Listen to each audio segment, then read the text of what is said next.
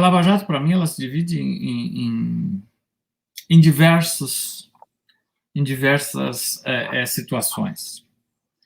Num primeiro momento, me soou estranho a atemporalidade dos fatos. Denúncias que eu fiz em 2008 e 2009 só passam a ser de interesse da justiça em 2014. Eu já tinha recomeçado a minha vida, do dano que o Janene causou. Eu já estava com uma empresa aberta, faturando perto de R$1 milhão no Rio Grande do Sul. Eu comecei do zero, recomecei do zero. 2 vezes depois do episódio do Janene. E durante os primeiros anos, depois que eu fiz a denúncia, que eu tive que sair do país, eu pedi proteção. Mesma coisa que eu tive que sair do Brasil agora por conta do advento Lava Jato. Naquela época do Janene, por causa das ameaças do Janene, eu tive que sair. E Polícia Federal virou a cara. Todo mundo virou a cara. Ministério Público, ninguém quis saber. Eu reforcei as denúncias que eu fiz para a Força Tarefa, que eu fiz para o GAECO no Paraná, para a Polícia Federal e para o Ministério Público Federal, eu reforcei por e-mail para o juiz Sérgio Moro. Depois disso, eu saí do Brasil em 2009, início de 2010, e fiquei fora até 2012, depois da morte do Janene. Ninguém me deu nenhum tipo de proteção. Quando eu volto ao Brasil em 2012, para mim aquilo tudo já tinha morrido. Eu já tinha virado a página. E o que acontece depois disso é que eu não ouvi falar absolutamente nada. Somente algumas coisas corriqueiras que ainda incomodavam, como, por exemplo, um juiz de aluguel que o Janene tinha no interior do Paraná, que foi morto, mas dizem que foi acidente doméstico, caiu da escada em casa e dentro de casa e morreu. Que é um caso ainda que acho que até hoje não foi esclarecido. Então essas coisas me incomodavam ainda, que era todo aquele baixo clero em torno do Janene, que eu achava que eles poderiam me fazer mal. Mas eu segui minha vida. Em 2014, quando começa a Lava Jato, para mim, eu tomei um susto, porque eu não esperava. Eu, sinceramente, eu denunciei em 2008 e 2009 que Alberto Youssef estava descumprindo o acordo do Banestado. Por que só em 2014 a justiça passa a se interessar pelo cara? Esse é o primeiro ponto. Mas com o avanço desta ação da Lava Jato, eu acabei perdendo a minha empresa, que eu tinha recomeçado. Porque ninguém mais queria trabalhar comigo. Eu tinha que viver escondido. Muitas ameaças. E um desdém, uma galhofa desses procuradores da Lava Jato que você pedia proteção. Não, isso não tem perigo. A gente corre mais risco que o senhor. O Alberto Youssef vai ficar preso 100 anos.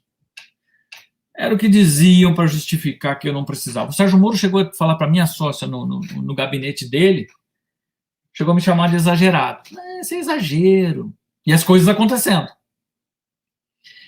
E quando você ia fazer alguma coisa, a Lava Jato, os procuradores diziam, não, o senhor oficia aqui para mim que nós vamos investigar. Não investigavam nada, botavam na gaveta. E agora, por fim, falaram que perderam o processo, sabe? Para se defender no Conselho Disciplinar do Ministério Público, lá no CNMP, eles disseram isso, que perderam o processo. Nossa, que processo. Eles perderam o processo, que investigava se corria risco ou não, eles perderam o processo. Sabe? Assinado pelo seu Deltan, inclusive.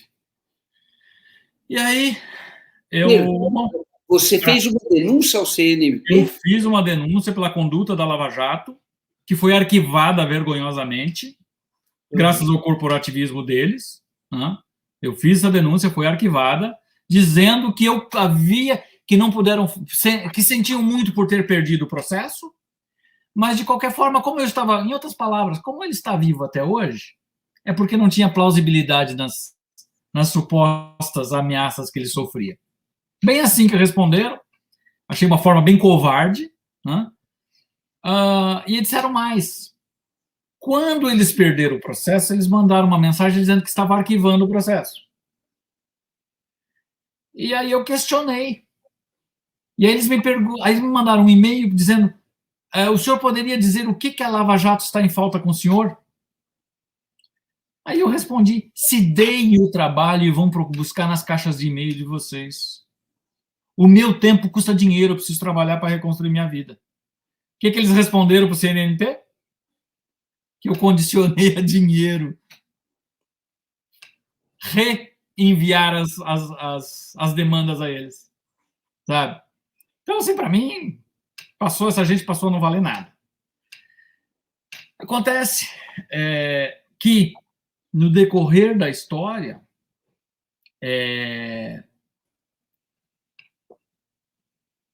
eu senti que não tinha que eles não iam fazer nada por mim. Num primeiro momento, eu até viajei, porque você sabe que quando você passa por toda essa turbulência, tua cabeça, você começa a viajar. Será que eles não me protegem porque eles precisam me entregar pro governo, e o governo pode estar envolvido em corrupção e aí é perigoso? Eu pensava todas essas coisas, maior ingenuidade, maior idiota.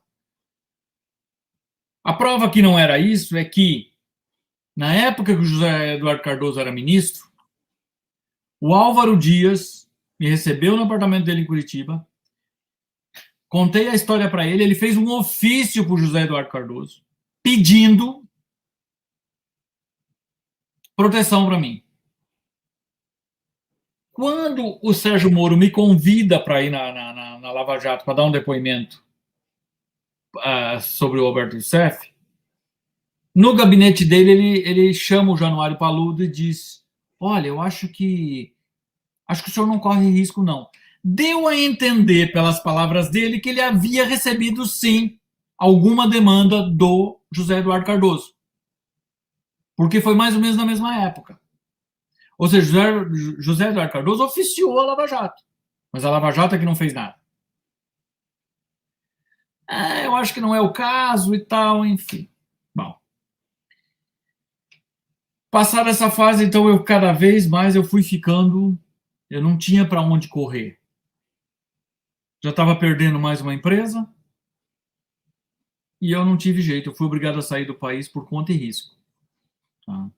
E aí, a partir desse momento, foi crescendo o sentimento de que eu fui usado.